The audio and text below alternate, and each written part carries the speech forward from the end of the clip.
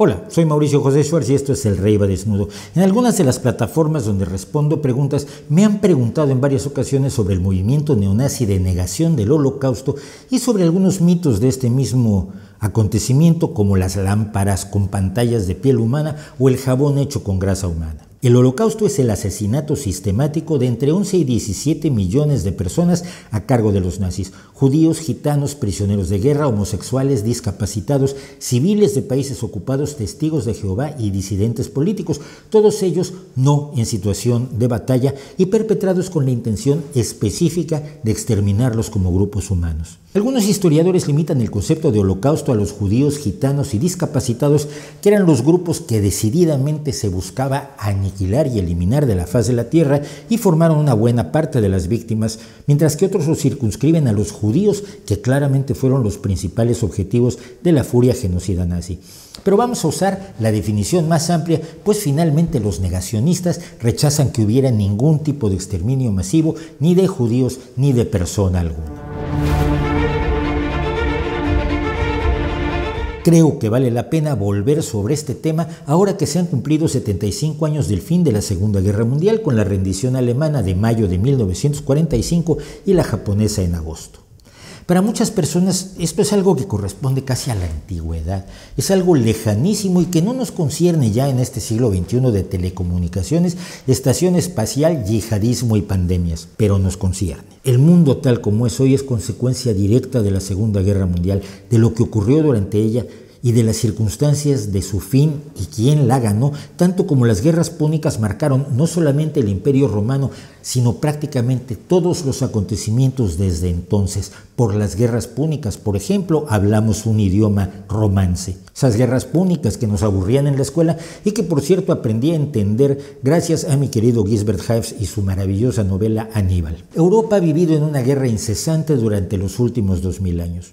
El periodo más largo de paz entre las naciones europeas son precisamente estos últimos 75 años. Ha habido guerras regionales y civiles o étnicas como las aterradoras de la antigua Yugoslavia, pero no guerras entre los estados europeos. Esto ya debería bastar para darnos cuenta de que la Segunda Guerra Mundial tuvo algo especial, algo único, algo tan aterrador que impresionó incluso a profesionales de la guerra y de la muerte, a políticos, generales, oficiales y soldados que después de 6 años de combates terribles, dicen, vieron el verdadero infierno en los campos.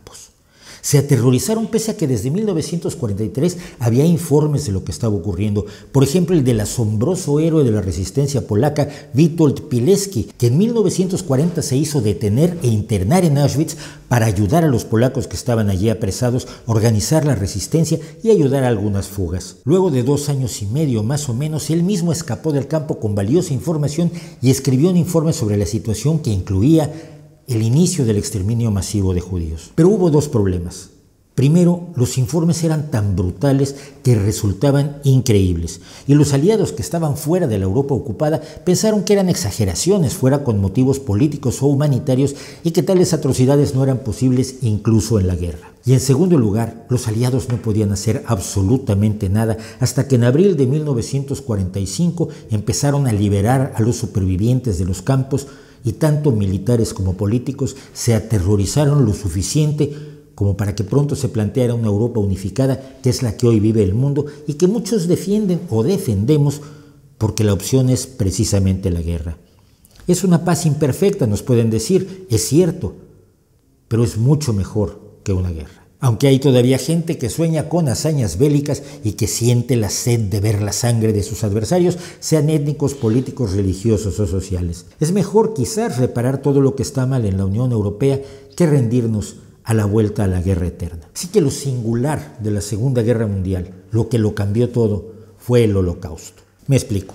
Ha habido genocidios terribles en la historia. La primera vez que se usó la palabra holocausto fue para describir el genocidio de cristianos armenios a cargo de los musulmanes otomanos, que dejó entre 8.000 y 300.000 víctimas de más de 50.000 niños huérfanos.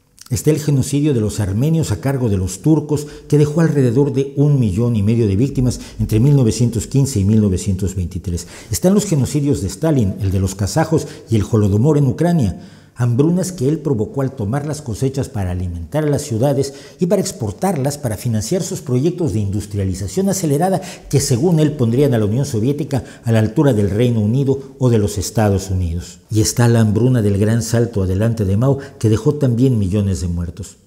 Pero siendo aterradoras, ni Stalin ni Mao se propusieron como objetivo la muerte de millones. Era una consecuencia, un efecto secundario de sus políticas y un precio que ambos consideraron que se podía pagar sin mayor problema y sin que les quitara el sueño. Pero el genocidio nazi tuvo dos características peculiares que lo diferencian al unirse de los anteriores genocidios. Primero, se lanzó contra grupos humanos no por cómo pensaban, no porque tuvieran bienes que se les pudieran decomisar, no por su religión, no porque fueran aliados del enemigo, no porque fueran adversarios del Estado, sino solamente por lo que eran.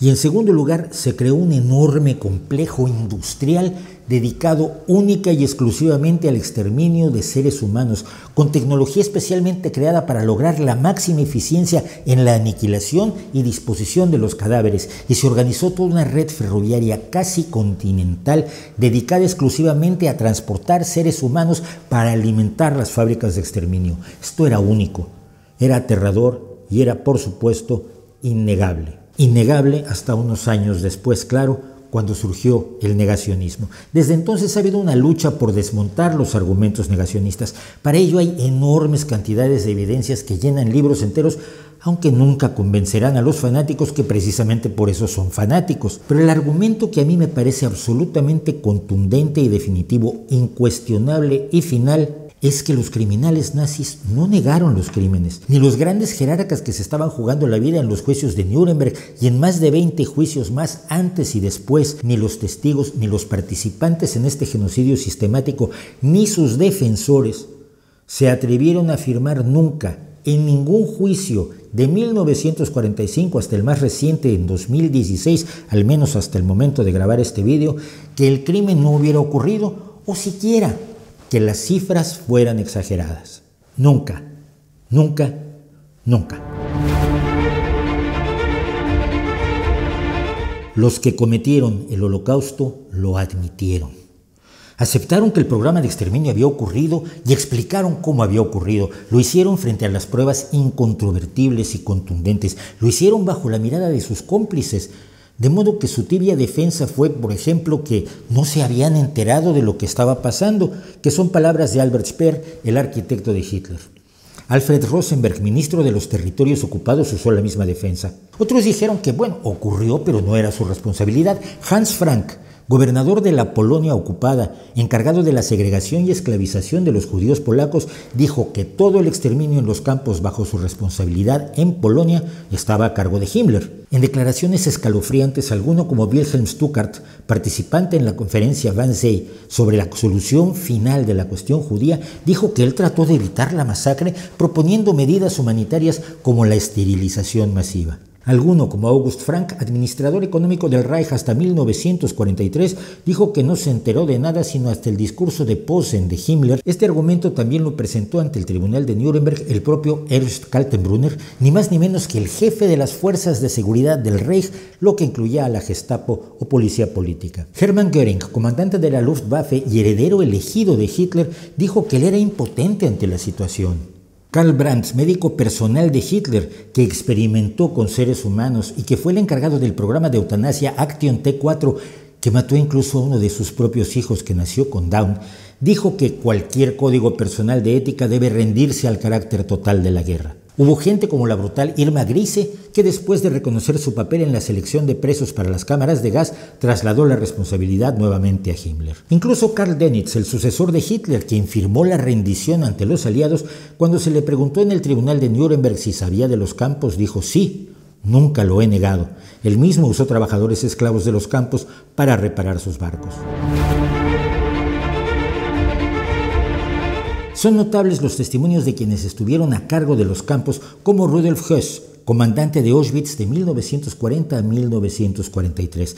En su declaración detalló cómo él experimentó con distintos venenos para hacer más eficiente la matanza hasta poder matar a 2.000 personas por hora. Lo que era un problema, declaró, era quemarlos. En su autobiografía, escrita mientras estaba en la cárcel, relata que cuando en el verano de 1941 Hitler le dio la orden de preparar las instalaciones de Auschwitz donde tendrían lugar las exterminaciones masivas y que personalmente llevara a cabo tales exterminaciones, no tenía la más ligera idea de su escala o de las consecuencias. Ciertamente era una orden extraordinaria y monstruosa. Sin embargo, los motivos detrás del programa de exterminación me parecían correctos.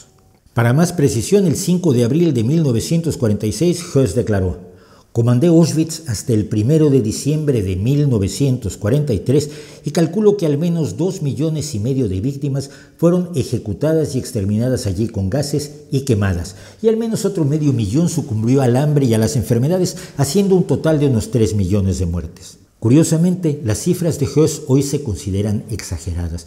Probablemente estaba tan orgulloso de su trabajo que las infló para hacer brillar ante la historia su imagen como exterminador.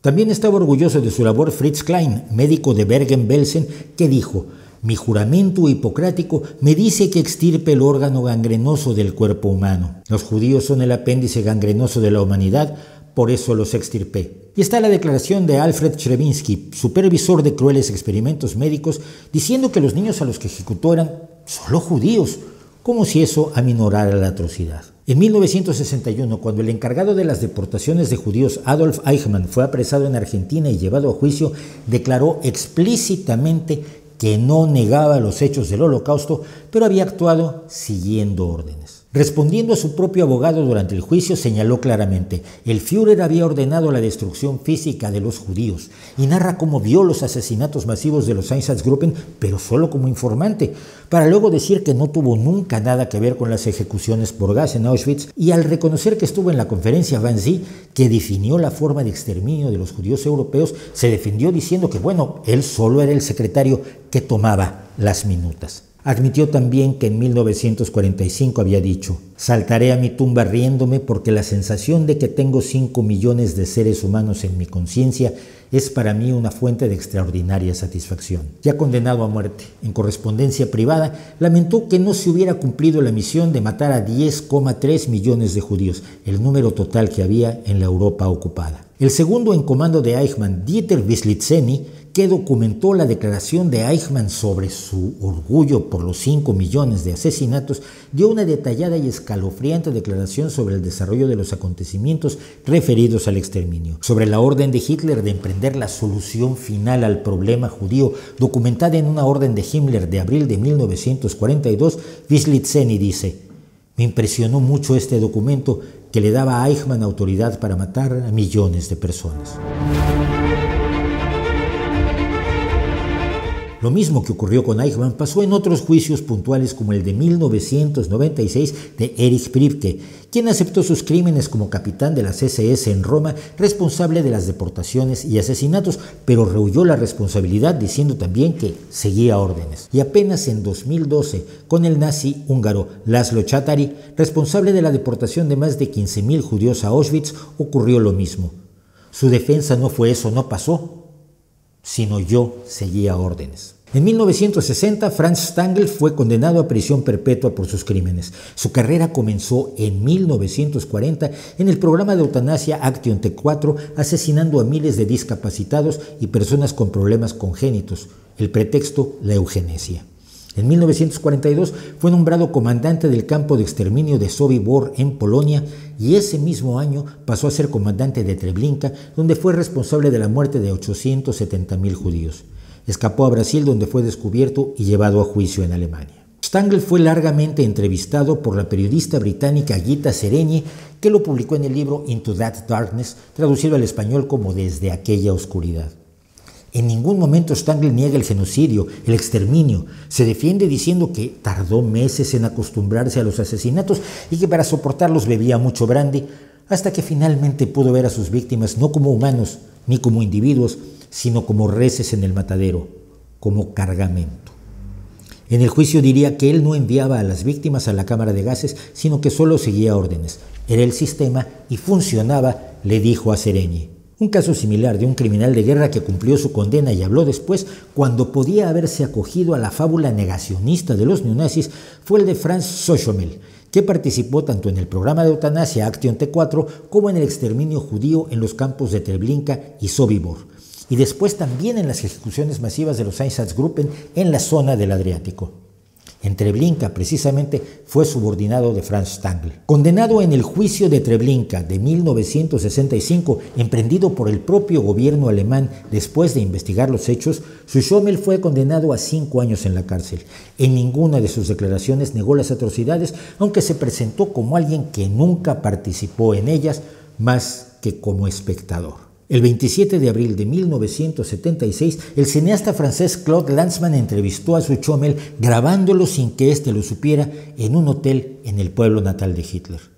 Schuschomel no negó ninguno de los hechos del Holocausto, de las atrocidades nazis. Cuando Lanzmann le preguntó cómo era posible que se procesara, es decir, se matara y se quemara a 18,000 personas al día en Treblinka, Schuschomel aseguró que esa cifra era una exageración, que el número real era solo entre 12,000 y 15,000, pero teníamos que trabajar medianoche para conseguirlo. Murió en 1979 sin cambiar sus declaraciones. En 2016, Reinhold Hanning, guardia de las SS en Auschwitz entre 1942 y 1944, fue enjuiciado en Alemania como cómplice en la muerte de 170,000 personas en ese campo. Pese al movimiento neonazi que niega los hechos, Hanning dijo que seguía órdenes y que era culpable de haber visto una injusticia y no haber hecho nada. En sus propias palabras, hubo gente a la que se disparó, se gaseó y se quemó. Pude ver cómo los cuerpos se llevaban de un lado a otro o se sacaban. Podía oler los cuerpos quemándose. Insistamos, 2016, no en el pasado, en un presente muy cercano. Así que tenemos el testimonio de las víctimas, sobrevivientes destacados algunos como Primo Levi o Elie Wiesel, pero sobre todo de miles más. Tenemos el testimonio de los soldados que liberaron los campos, tenemos las cámaras de gases, tenemos las facturas de Bayer por el gas Ciclón B, tenemos las facturas y diseños de los hornos crematorios industriales de la compañía Topf e Hijos utilizados para quemar miles de cuerpos al día. Tenemos la desaparición de millones de judíos y cientos de miles de gitanos de Europa. Tenemos la actitud declarada del nazismo hacia quienes consideraban inferiores y cuyo exterminio exigían. Tenemos datos en abundancia, datos contundentes. De hecho, el genocidio nazi es uno de los crímenes mejor documentados de la historia, en parte por la minuciosidad burocrática de los nazis, que registraron en documentos cuidadosamente quién entró a los campos, quién fue destinado a morir como trabajador esclavo y quién era exterminado de inmediato, qué se hizo con sus pertenencias, cuáles eran, etcétera, etcétera. Pero sobre todo tenemos la confesión de los victimarios. El diseñador de los hornos, Kurt Prüfer, reconoció saber desde 1943 que estos hornos eran para quemar cuerpos de inocentes liquidados en las cámaras de gas adjuntas. Así visitó Auschwitz para perfeccionar el diseño. El dueño de la empresa, Ludwig Topf, se suicidó en 1945. Ante esa multitud de datos, fotos, relatos, confesiones, documentos, etc., hay un grupo marginal de neonazis que desde la década de 1960 dicen que eso no ocurrió. Es tan descabellado como decir que no ocurrió la conquista de las Galias por parte de César. De hecho, probablemente hay más pruebas del Holocausto que de la conquista de las Galias tal como la contó César en su famoso libro. Desde entonces se aprovechan de la ignorancia que mucha gente tiene respecto de la historia, de la distancia en el tiempo que erosiona el recuerdo y hace más increíbles las monstruosas atrocidades cometidas, de la sobresimplificación de los hechos y del victimismo, así como de una buena dosis de conspiranoia. Un buen ejemplo de negacionista en ese sentido es Ernst Zundel, un sujeto abiertamente nazi que también difundió la idea de que los ovnis vienen del centro de la Tierra porque nuestro planeta es hueco y a él huyeron los nazis con sus ovnis. El nivel de credibilidad es el mismo. Pero también hay mitos que deben ser desmontados en la narrativa de los campos de exterminio y vamos a ver dos de ellos. El problema es que la realidad, que ya de por sí es atroz, ha sido mitificada por medios sensacionalistas, pero eso no significa que la historia como disciplina consigne esos mitos. Las lámparas de piel humana y el jabón hecho con grasa humana. ¿Hubo pantallas de lámparas hechas con piel humana?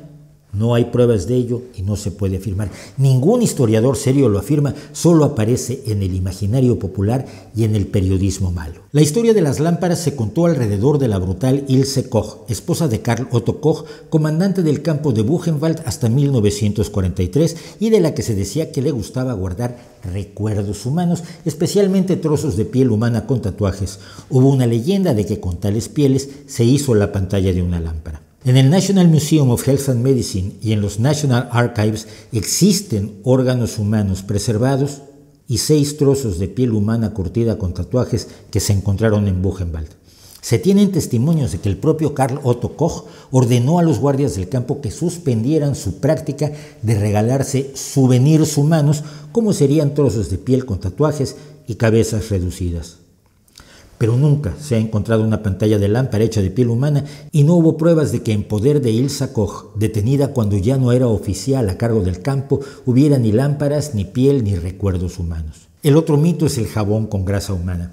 Hay datos de que bajo las órdenes de Rudolf Spanner en Danzig, en los últimos meses de la guerra, se experimentó con grasa humana de las preparaciones anatómicas para hacer jabón con el cual limpiar algunas cosas del propio Instituto Anatómico. Pero los cuerpos para esos experimentos pudieron provenir no de campos de exterminio, sino de hospitales y otras fuentes, y jamás se hizo a escala industrial, como así lo han documentado incluso los sobrevivientes del Holocausto. De hecho, una buena parte del mito de que los alemanes hacían jabón con sus víctimas fue ya un arma de propaganda francesa lanzada en la Primera Guerra Mundial. Pero nadie, en ningún juicio, fue nunca acusado de hacer jabón con grasa humana. Los negacionistas del Holocausto muestran estas historias como evidentes mentiras, afirmando que eso demuestra que el resto de las historias del exterminio nazi son también mentira. Detrás del Holocausto se encontraron otras muchísimas atrocidades genocidas. Están, por ejemplo, los experimentos delirantes de gente como Mengele, Rascher, Eppinger y muchos otros que actuaron frecuentemente sobre niños. Está el trabajo esclavo hasta la muerte con el cual se alimentó la industria bélica alemana. Están las ejecuciones masivas realizadas fuera de los campos contra poblaciones y grupos humanos cometidas por los escuadrones de la muerte de los que hablábamos, los Einsatzgruppen, que en una sola masacre de 2 días ejecutaron a tiros a más de 33,000 personas en Kiev en 1941. Todo lo que se conoce como Holocausto, pues, no está en duda. Salvo para el tipo de personas dispuestas a creer que la Tierra está hueca, que Hitler sobrevive en su interior con sus altos mandos y nos visita con sus ovnis saliendo por un agujero en el Polo Sur. Mire usted, hay nostálgicos del nazismo, nostálgicos de la parafernalia, de la emocionante puesta en escena que llevó a los nazis al poder y al pueblo alemán a ser su cómplice. El fascismo que tratamos más o menos de presentar ya en un vídeo en este canal es la idea de que la democracia no sirve y que la razón no es una buena guía para las sociedades, que es mejor la emoción, la pasión por la patria, la familia, el idioma, las raíces y, por supuesto, la raza. Esa cosa que los biólogos dicen que no existe, pero que si uno lo dice en Twitter vienen y lo increpan a uno de los racistas del siglo XXI, como me acaba de pasar hace un par de días. Si nos entregamos a la pasión y las emociones sin ejercer el pensamiento crítico, actuaremos como actúa la gente cuando se deja llevar por las pasiones, cuando pierde las inhibiciones. Si organizamos una sociedad con base en la irracionalidad, en las emociones, en la furia, en el odio, en la capacidad de no pensar en el otro como alguien igual a uno mismo, sino diferenciar a todos por identidades confrontadas en una guerra entre todos, nosotros, que somos los mejores, y todos ellos que no merecen ni siquiera vivir, polarizados, incapaces de dialogar y mirarnos a los ojos, estamos reeditando las bases de lo que fue el nazismo. El nazismo fue más allá de donde cualquier ser humano razonable, incluso un guerrero, está dispuesto a ir. Si no estamos conscientes de que ese es el precio que se paga, podemos volverlo a pagar. En muchos países el populismo va triunfando, de izquierda o de derecha, pero al fin populismo. Ese populismo que dice no pienses, el que dice somos diferentes, el que dice la objetividad y la realidad no existen, solo existe la experiencia subjetiva e individual y todas las visiones son igual de válidas. Sí, pero cuando tenemos en una sociedad a varios millones de experiencias subjetivas individuales que se contraponen y se proclaman válidas sin un criterio de verdad, ¿cuál será la que prevalezca? ¿La de los líderes? ¿La del caudillo? ¿La de los más brutos? ¿La del jefe? ¿La del Mesías? ¿La del Salvador? la del Führer. A eso nos arriesgamos al renunciar a la razón. No solo a no tener mejores productos y servicios, internet más rápido para jugar, aparatos baratos, viajes rápidos o incluso conocimientos que nos parecen poco útiles en lo inmediato, como los de los astrónomos. No solo la aventura de la ciencia y la satisfacción de la curiosidad. Nuestra forma de ser, nuestra convicción sobre las libertades y derechos, nuestra sociedad está construida sobre el conocimiento y sobre el horror a la barbarie del pasado, sobre la idea de que podemos actuar mejor que nuestros antepasados, sobre la idea de la democracia según la cual entre todos ciertamente podemos equivocarnos, incluso podemos ser corresponsables de muchas barbaridades y nos podemos equivocar, pero en colectivo nunca nos equivocamos tan terriblemente como cuando seguimos a un solo enloquecido iluminado. Nuestra sociedad está construida sobre las bases de la revolución científica y la ilustración. Si renunciamos a eso, nos arriesgamos a perderlo todo, empezando por la libertad. Es de dudarse que incluso los enemigos del sistema estén dispuestos a pagar este precio, porque esta sociedad perfectible, con errores y con enormes deficiencias, es la única casa que tenemos, al menos de momento, donde se puede seguir incluyendo a más y más personas para que vivan un poco mejor que ayer, hasta que todos vivamos en una casa digna, siempre mejorable, siempre imperfecta, pero siempre mejor que vivir a la intemperie y en medio de una barbarie como la que nos mostró en todo su horror la Segunda Guerra Mundial. Hay que evitar que eso vuelva, ¿no cree usted?